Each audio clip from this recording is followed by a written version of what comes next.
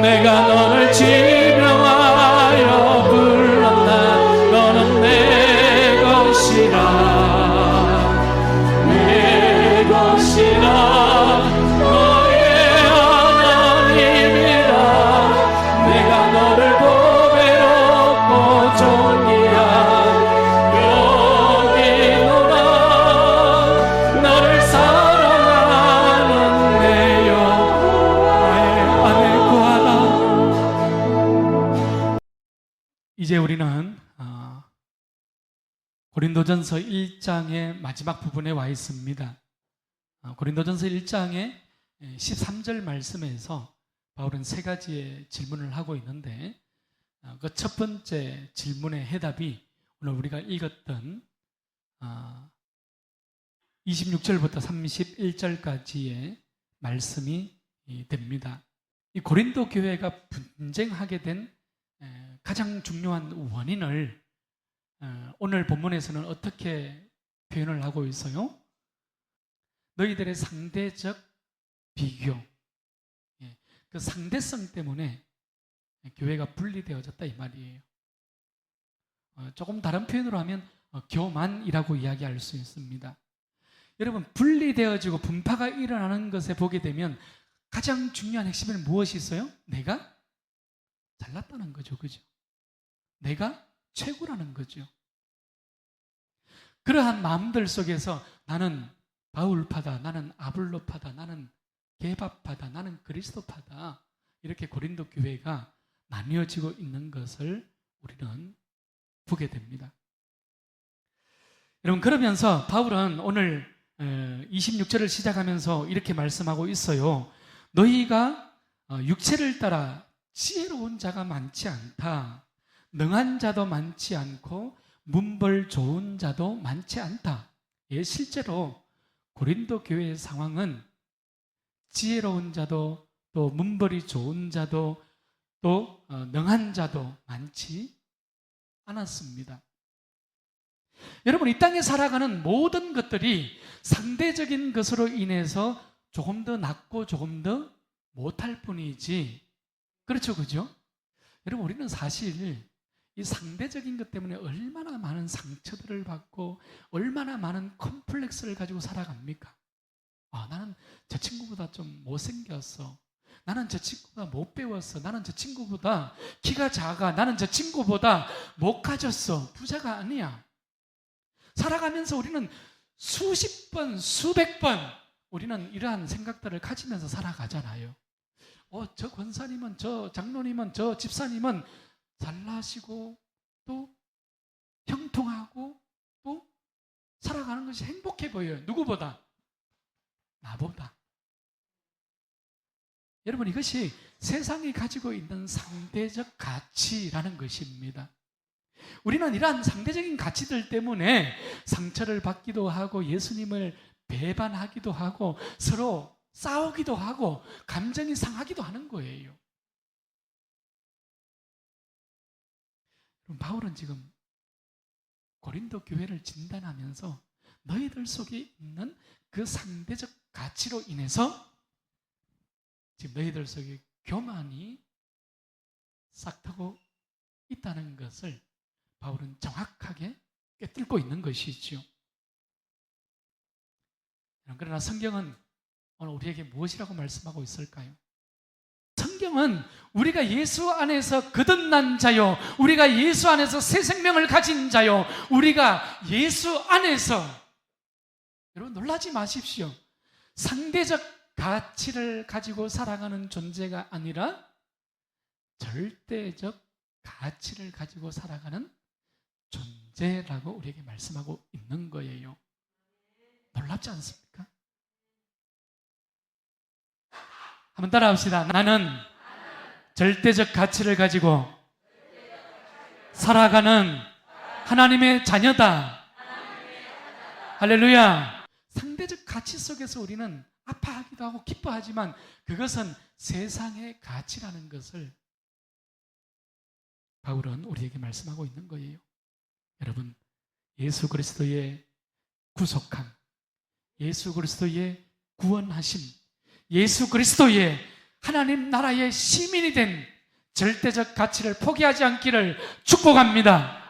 여러분, 하나님의 나라에 가는 그 순간까지 포기하지 않아야 되는 거예요. 하루 잘하고 이틀 잘하고 그건 누구나 다 잘할 수 있어요.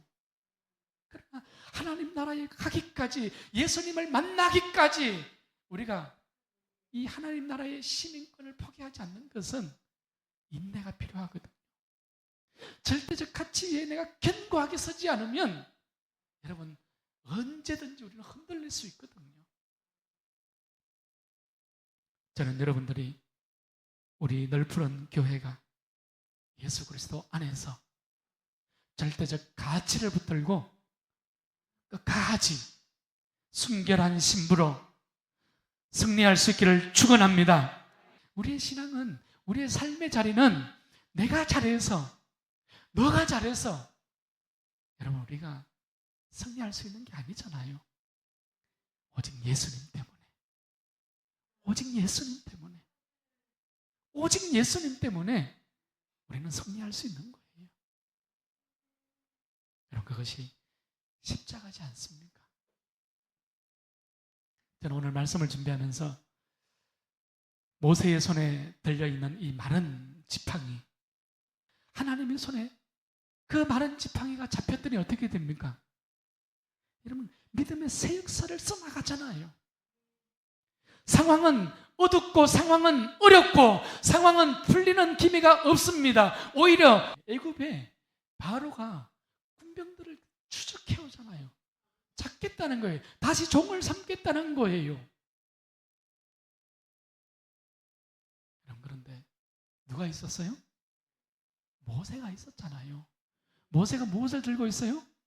하나님의 지팡이를 들고 있잖아요. 성경에 보게 되면 그것이 마른 나무 조각이 아니라 무엇이라고요?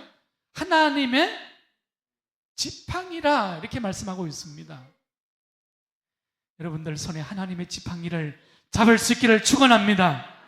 여러분, 하나님의 지팡이를 들고 있다면 두려울 게 없는 거예요. 절대자의 지팡이지 않습니까? 여러분, 거기에서 홍해 바다는 갈라지는 거예요. 거기에서 반석에서 물이 솟아나는 것입니다.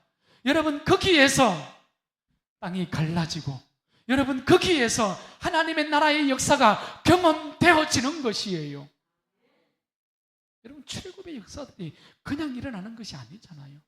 그 가운데 모세라는 한 사람, 믿음을 가진 절대적 가치에 붙들림 받은 한 사람이 있었기 때문에 그것이 가능해지잖아요.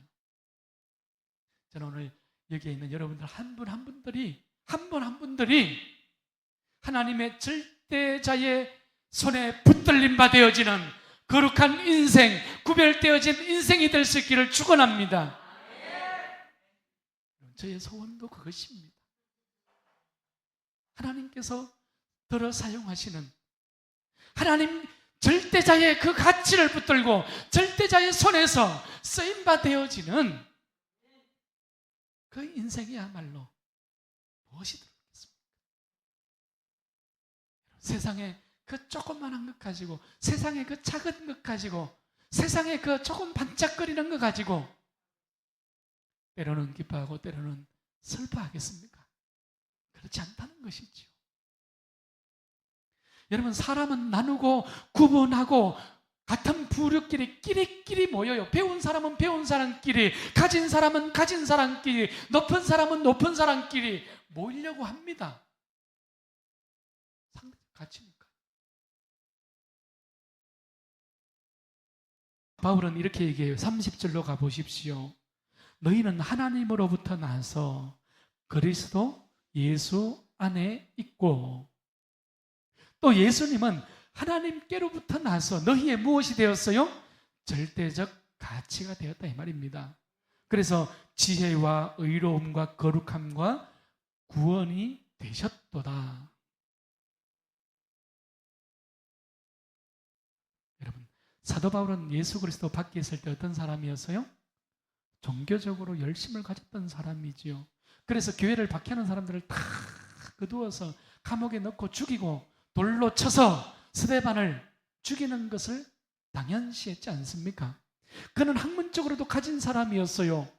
그는 권력도 가진 사람이었습니다. 그리스도 밖에 있을 때요. 그러나 예수님을 만나고 그의 삶의 가치가 절대자 앞으로 돌아섰어요. 절대적 가치를 가지고 다시 그 인생이 세워졌어요. 여러분, 그랬더니 바울이 어떻게 고백을 해요? 디모데전서 1장 15절 말씀. 나는 죄인 중에 괴수니라. 죄인 중에 우두머리였다는 거예요.